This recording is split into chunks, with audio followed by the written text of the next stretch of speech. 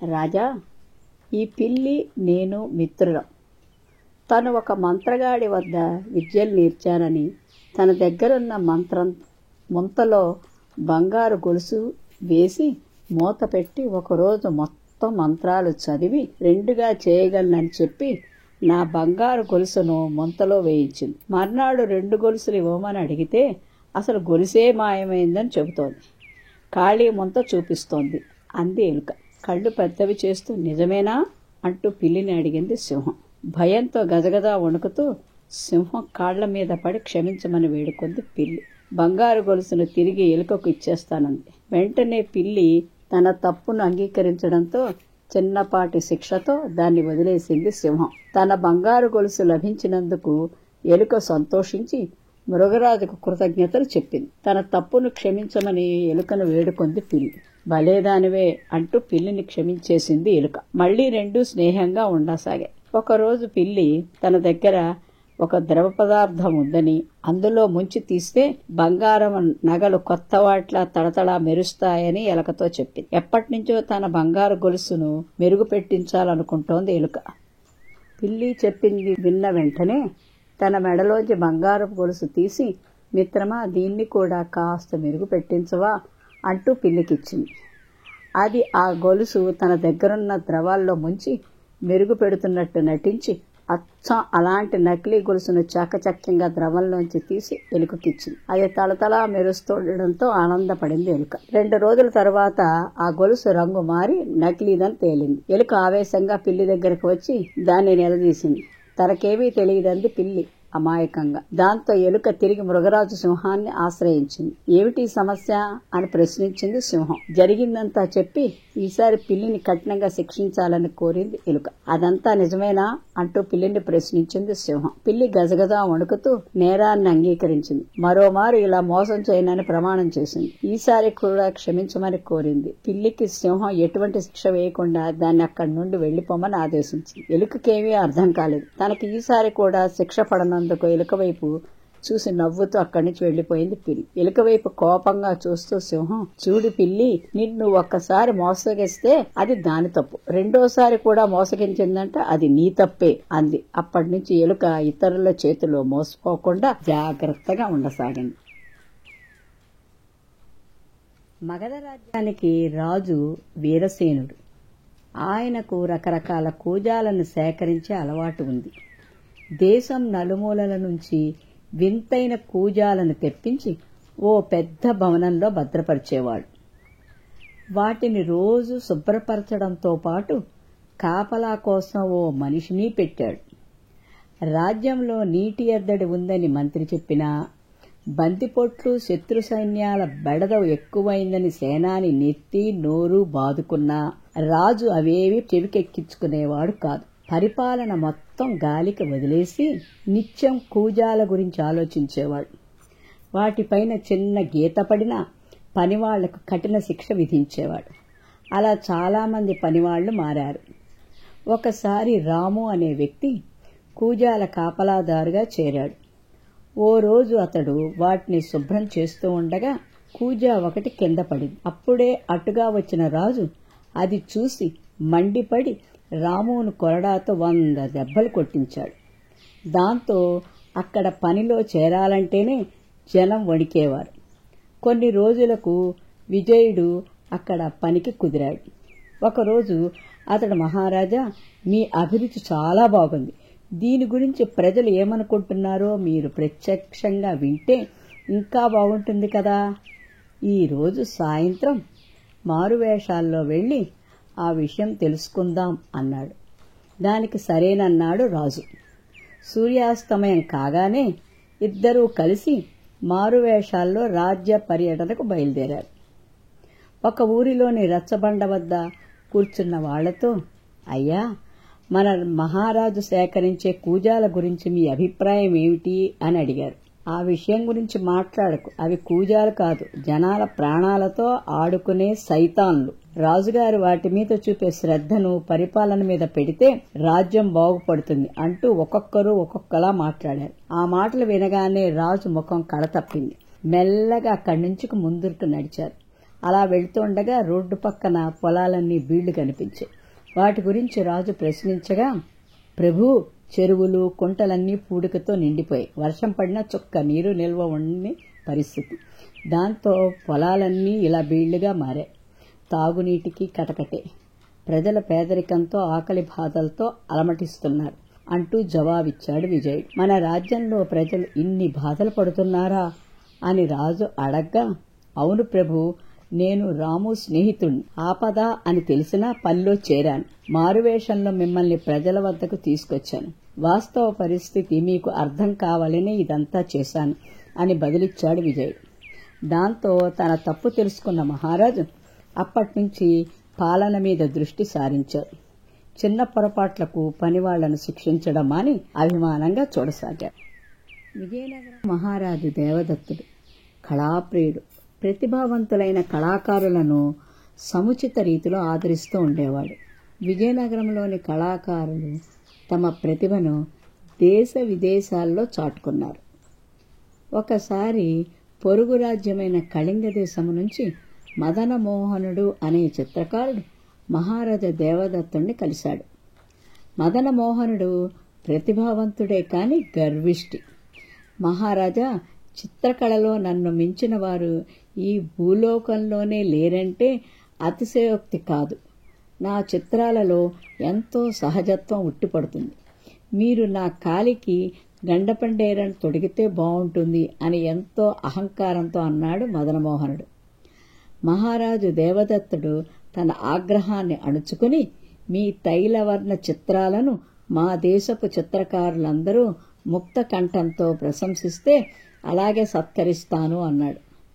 మదనమోహనుడు అదే అహంభావపూరిత స్వరంతో, నా చిత్రాల్లో చిన్న లోపం ఎత్తి చూపి నా చేత అవుననిపించినా ఇక జీవితంలో కుంచి చేత పట్టను అన్నాడు. మదనమోహనుడి చిత్రకళా ప్రదర్శన ఏర్పాటైంది. చూసిన వారంతా అతని ప్రతిభను వేనోళ్ల కొనియాడారు. ఆ ప్రదర్శనలో అన్ని చిత్రాలలోకి ఓ యువతి ద్రాక్షపళ్ల గుత్తి చేత పట్టుకుని ఉన్న వర్ణ చిత్రం విశేషంగా ఆకట్టుకుంది. ఎక్కడి నుంచో కొన్ని పక్షులు వచ్చి ఆ ఫలాలు నిజమైనవిగా భ్రమించి ముక్కుతో పొడిచాయి.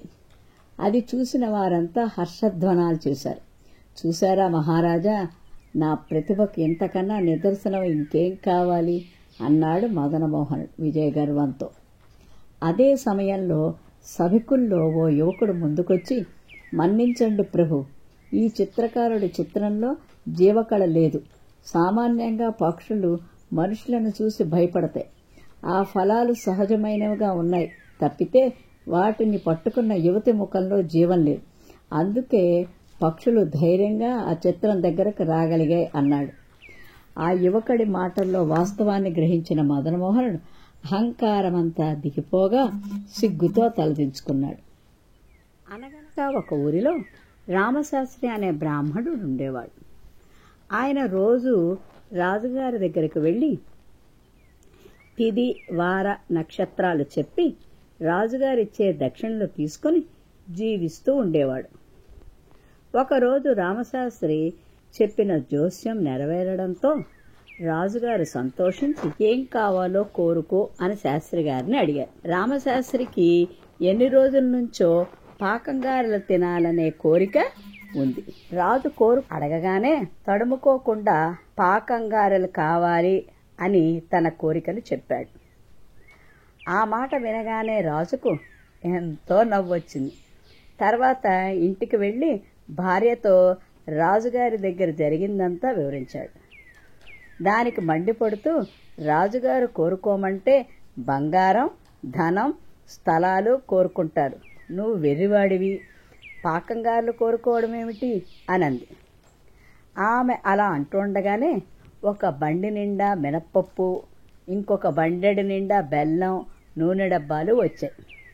ఆ రోజంతా రామశాస్త్రి భార్య పాకంగారెలు చేసి రామశాస్త్రి ముందు పెట్టి, రాజుగారిని గారెలు కోరుకున్నావు కదా, తిను తిను అని కర్ర చూపించింది. రామశాస్త్రి గారెలను తినలేక మంచినీళ్లు అడిగాడు. ఆమె మంచినీళ్లు తెచ్చేలోపే రామశాస్త్రి అడవిలోకి పారిపోయాడు. అడవిలో రాత్రయింది. రామశాస్త్రికి ఏమి చేయాలో తోచలేదు. అక్కడ ఆకులు చల్లుకుని పడుకున్నాడు. అంతలో 3 దొంగలు పరిగెత్తుకుంటూ వచ్చి ఆ ఆకుల కుప్ప మీద కూర్చున్నారు. అప్పుడు రామశాస్త్రి తినేస్తా తినేస్తా అంటూ అరిచాడు. ఈ మాటలు విన్న దొంగలు అలా అంటున్నది దెయ్యమేనని భయపడి తాము దొంగిలించిన బంగారాన్ని అక్కడ వదిలేసి పారిపోయారు.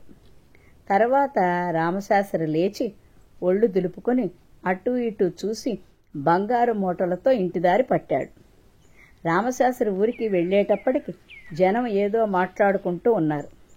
అప్పుడు రామశాస్త్రి ఒకరిని పిలిచి ఏమైంది అని అడిగాడు. జరిగిన విషయం విన్న రామశాస్త్రి రాజు దగ్గరకు వెళ్ళి బంగారం మూటలిచ్చి జరిగిందంతా చెప్పాడు. అప్పుడు రాజుగారు ఆయన చేసిన పనికి సంతోషించి డబ్బులు ఇచ్చి సన్మానం చేశాడు. ఒక అడవిలో ఒక పెద్ద చెరువు ఉండేది. చెరువు గట్టున ఒక మర్రి చెట్టు ఉండేది. ఆ మర్రి చెట్టుపై చాలా కాలం నుండి హంసలు నివసిస్తూ ఉండేవి.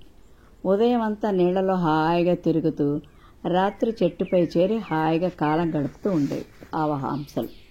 కొద్ది కాలం తర్వాత చుట్టూ చెరువులు ఎండిపోవడంతో హంసలు నివాసం ఉండే పెద్ద చెరువు దగ్గరకు ఆ చుట్టూ ప్రాంతంలో ఉన్న కొంగలు చేరాయి.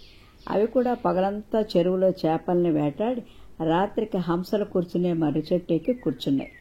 హంసలు కొంగలు నివాసాన్ని ఎదిరించలేదు. ఇలా కొన్నాళ్ళు గడిచిన తర్వాత అదే మర్రి చెట్టుపై ఆ చుట్టూ ఉన్న తోటలు ఎండిపోవడంతో ఆ ప్రాంతంలో సంచరించే చిలకలు కూడా అదే మర్రి చెట్టును తమ నివాసంగా మార్చుకున్నాయి. ఈ విధంగా హంసలు కొంగలు చిలకలు మర్రి చెట్టుపై అన్యోన్యంగా కాలం గడుపుతున్నాయి. పగలు ఎంతకు వారు తమ ఆహార అన్వేషణకు వెళ్ళి రాత్రి అయ్యేసరికి అన్నీ ఆనందంగా గూళ్ళు చేరాయి. ఇలా కొద్ది కాలం గడిచిన తర్వాత వాటిలో జాతి భేదం ఆలోచన వచ్చింది. ఏ జాతికి ఆ జాతి తమ ఉన్నంత కాలం మనమే ఉన్నతులం అనే అహంకారం పెరిగిపోయింది. తమ తమ జాతుల గొప్పతనాన్ని చాటుకోవాలని, అలా తమను ఒక త్రాటిపై నడిపించుకోవటానికి తమకు ఒక నాయకుడు ఉండాలనే ఆలోచన కలిగింది. అందుకై అవి తమ తమ నాయకులను ఎన్నుకున్నాయి.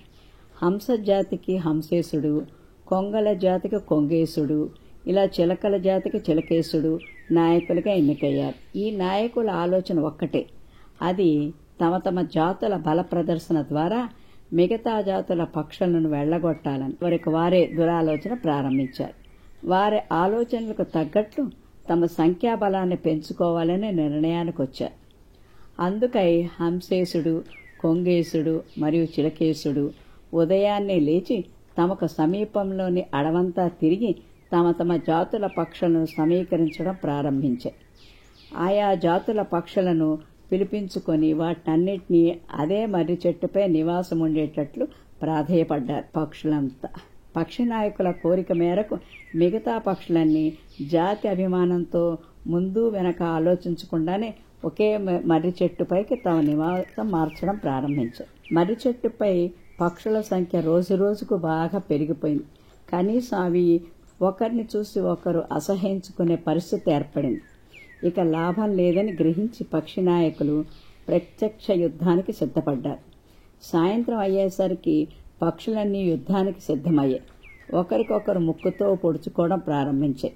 ఒళ్లంతా రక్తాలతో తడిసిపోయాయి. అయినా అవి యుద్ధం ఆపలేదు. చివరికి రాత్రి పగలు ఎడతెరిపి లేకుండా కొట్లాటకు దిగాయి. అడవంతా ఆ పక్షుల అల్లరితో మారుమ్రోగింది. పక్షుల అల్లరి ఆ చుట్టుముట్టు సంచరించే వేటగాళ్ల చెవిన పడింది. వేటగాళ్లు పక్షుల కొట్లాట్లు చూసి ఆశ్చర్యపోయారు. అదే అదనుగా తీసుకుని వారు వలలు వేసి హంసలను కొంగలను చిలకలన్నింటినీ బంధించి ఊళ్ళోకి తీసుకుపోయి అమ్ముకున్నారు. ఇక చెట్టుపై ఏ అల్లరి లేదు. మర్రి చెట్టు మౌనంగా ఉండిపోయింది రక్తపు మరకలతో. జాతి దురహంకారం దురాలోచనతో పక్షులన్నీ తమ ఉనికిని పోగొట్టుకున్నాయి. జాతి వేరైన జీవులొక్కడే అన్న ఆలోచన వాటికి లేకపోవడం వల్ల ఎంత నష్టం జరిగిందో దీన్ని బట్టి మనకి దురాలోచన ఉండకూడదు. కమలాపురం రాజదర్బార్లో మంత్రి సహాయకుడు కొలువుకు పోటీ నిర్వహించారు. అందులో పాల్గొన్న అనంతుడు ఆనందుడు చివరి దశకు చేరుకున్నారు. తర్వాత పోటీ దేవాలయం కోనేరు దగ్గర ఉంటుందని ప్రకటించాడు మంత్రి. ఏ పోటీ నిర్వహిస్తారోనని ఆసక్తితో ప్రజలంతా అక్కడికి చేరుకున్నారు. కాసేపటికి భటులు 2 పెద్ద బాణలు కోనేరు దగ్గర పెట్టారు. పోటీదారులిద్దరూ కూడా పోటీకి సిద్ధంగా ఉన్నారు. మంత్రి వారికి చెరో జల్లెడ ఇచ్చి, వీటితో నీటిని పట్టి గట్టునున్న బాణ నింపాలి, ముందుగా నింపిన వారే విజేత అని చెప్పాడు. అది విని అనంతుడు ఆనందుడితో సహా అంతా విస్తుపోయారు. జల్లెడితో నీళ్లు పైకి తీసేలోపే రంధ్రాల్లోంచి బయటకు వచ్చేస్తాయి కదా, మరి బాణం నిండేదెప్పుడు అని అందరూ అనుకోసాగారు. పోటీ మొదలవ్వగానే అనంతుడు జల్లెడితో నీళ్లు తీసుకెళ్లి బాణలో పోయసాగాడు. కానీ ఎంత ప్రయత్నించినా 1-2 బొట్లే బాణలో పడుతున్నాయి. ఆనందుడు మాత్రం జల్లెడ చేతిలో పట్టుకుని కోనేరులో ఈత కొడుతున్నాడు. ప్రజలంతా అనంతుడు పడుతున్న శ్రమను చూసి బాణం నింపలేకపోయినా ప్రయత్నం చేస్తున్నాడు కాబట్టి తనే గెలుస్తాడనుకున్నారు. కొంత సమయం గడిచాక ఆనందుడు ఈదడం ఆపేసి జల్లెడతో నీళ్ల బాణలో పోయడం ప్రారంభించాడు. అప్పుడు అతని జల్లెడలో నుంచి నీరు బయట కారిపోవడం లేదు. దాంతో అందరూ ఆశ్చర్యపోయారు. కాసేపటికి అతని బాణ నిండింది. అది ఎలా జరిగిందో పరిశీలించి మంత్రి అనంతుణ్ణి విజేతగా ప్రకటించాడు. అక్కడున్న వాళ్ళందరికీ ఆనందుడు బాణ ఎలా నింపాడనే సందేహం కలిగింది. అప్పుడు ఆనందుడు, జల్లెడతో బాణను నింపడం అసాధ్యం, అందుకే కోనేరును పరిశీలించాను. దేవాలయం పక్కనే ఉండడంతో భక్తులు వేసే నాణాలు ఇందులో ఉన్నాయి. ఈత కొడుతూ వాటిని జల్లెడలో వేసుకున్నా. దాంతో జల్లెడ అడుగు భాగమంతా వాటితో నిండింది. తర్వాత దాంట్లో నీళ్లు నింపి బాణలో పోశాను అని చెప్పాడు. ప్రజలంతా అతని తెలివికి, సమయస్ఫూర్తికి మెచ్చుకున్నారు. చురుకైన సహాయకుడు దొరికాడని మంత్రి సంతోషంగా ఆనందుణ్ణి తీసుకుని రాజదర్బారుకు బయలుదేరాడు.